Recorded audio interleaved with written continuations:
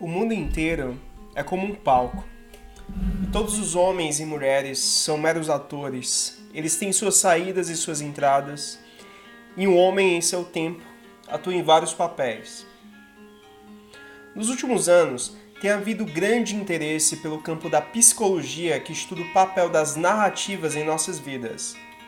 Isso acontece porque possuímos um desejo de sentir como se nossa vida tivesse algum tipo de estrutura coerente. E assim, no processo de viver, procuramos narrativas para dar sentido ao que às vezes pode ser um mundo caótico e arbitrário. Essas histórias que contamos sobre nós mesmos influenciam quem somos e para onde estamos indo. E nossas histórias, em outras palavras, determinam nosso senso de identidade. E por causa desse papel crucial que desempenham, examinaremos a influência que podemos exercer na redação do roteiro de nossa vida. Na maioria dos casos, as histórias que estruturam nossas vidas não são escritas por nós, mas são escritas para nós. Permitimos que outras pessoas e acontecimentos fortuitos determinem o enredo e nosso papel nele, e passamos a acreditar que somos apenas espectadores passivos pelos quais o roteiro de nossa vida se desenrola. Para alguns, isso funciona bem. Se nascermos em uma família que funcione bem, se tivermos bons exemplos em casa, com um bom suporte social, e se tivermos sorte de evitar quaisquer reviravoltas extraordinariamente cruéis do destino, provavelmente adotaremos uma narrativa de vida fortalecedora. Mas nem todo mundo tem tanta sorte. Simplesmente, se você nascer, por exemplo, em uma família disfuncional, ou se você estiver sujeito à ridicularização, a bullying, pena ou desprezo por seus colegas, ou se você experimentar muito trauma ou tragédia no começo da vida, pode levar um indivíduo a adotar uma narrativa de vida decadente.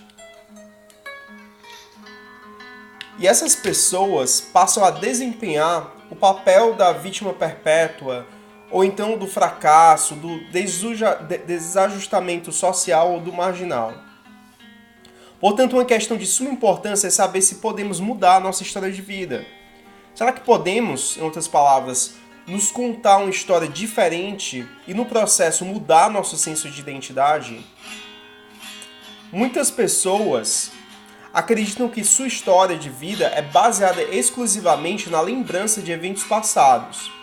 E dado que o passado é estático, não muda, conclui-se a priori que a história de vida de uma pessoa não pode ser mudada. Porém, pesquisas recentes sobre o poder das narrativas em psicologia questiona essa afirmação e enfatiza que nossas histórias de vida são muito mais maleáveis do que se acreditava. E nós podemos, portanto, nas palavras de Nietzsche, nos tornar os poetas da nossa existência. E a razão pela qual temos essa capacidade tem a ver com o fato de que nossa história de vida é mais parecida com a criação artística do que com a descrição precisa da realidade. E é uma mistura de fato e ficção, de componentes objetivos e subjetivos. E os componentes objetivos intrínsecos consistem nos eventos de nossa vida, no nosso relacionamento pessoais e nas nossas falhas e talentos inatos. Este é o material do qual criamos nossa história, mas o produto acabado não é um reflexo dessas coisas isoladamente. Antes, nós acabamos por misturar essa matéria-prima objetiva com componentes subjetivos, visto que nós atribuímos certos significados e juízos de valor aos componentes objetivos da nossa vida. E dessa parte subjetiva na nossa história, nós temos um certo controle. E a maioria das pessoas, no entanto, passa a vida inteira aceitando passivamente os julgamentos de outras pessoas a esse respeito. E o significado subjetivo de sua vida, nesse caso, é determinado unicamente pelo fato de se estar aderindo ou não a certos padrões familiares ou sociais. Por exemplo, as pessoas elas podem enxergar essas ações com bons olhos, Nesse caso, elas irão atribuir um significado subjetivo positivo à sua vida.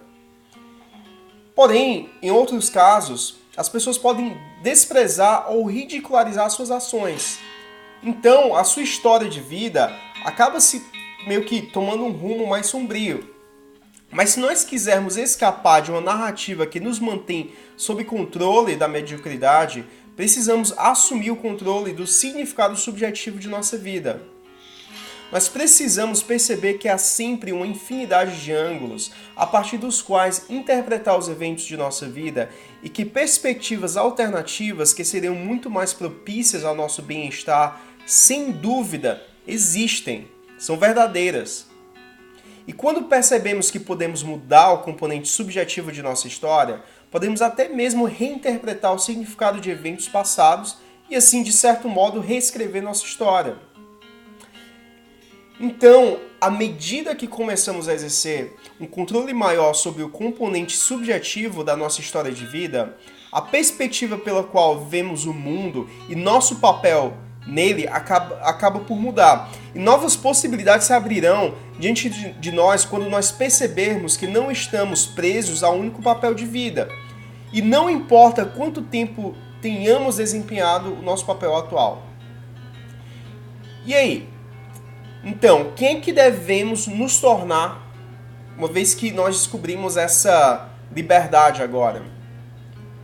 E para responder isso, nós vamos recorrer a William James. William James, ele foi um grande psicólogo americano e ele sugeriu que ao fazer essa escolha, nós deveríamos usar o que ele chamou de fé voluntária, que é a fé que está à frente da evidência. E ele dizia: há muito tenho defendido, diante de meus alunos, a licitude da fé voluntariamente adotada. Porém, assim que eles se tornam intensamente imbuídos do espírito lógico, tem como regra recusar-se a admitir que minha argumentação seja filosoficamente lícita, mesmo que na verdade tenham estado todo o tempo pessoalmente repletos, eles próprios, de uma ou outra fé. Em outras palavras, ao avaliar as opções disponíveis, não devemos nos limitar a papéis potenciais da vida em que temos uma certeza absoluta de sucesso ou a fatores exclusivamente objetivos ou racionais. Ao invés disso, James acreditava que deveríamos considerar uma opção genuína e digna de fé voluntária, desde que essa satisfaça os seguintes critérios. Primeiro, tem que ser uma opção viva, pela qual ele quis dizer que não há barreiras intransponíveis para sua realização. Além disso, ela tem que ser uma opção forçosa no sentido de que, a menos que a gente se esforce, nossas chances de se tornar a pessoa almejada ou conseguir o objetivo almejado são improváveis. E por último, deve-se essa ser uma opção premente, pela qual James quis dizer uma opção de grande valor pessoal para nós. E é, em outras palavras, uma opção que valorizamos muito, mas que até agora só ocupou nossa imaginação. Então, se pudermos descobrir uma nova narrativa de vida que atenda a esses critérios, então William James concorda que deveríamos dar um salto no escuro e assim abandonar os outros eus possíveis que poderíamos nos tornar e nos movermos de coração na direção desse novo jeito de ser que sonhamos. Ou como diria o próprio James no seu livro Vontade de Crer.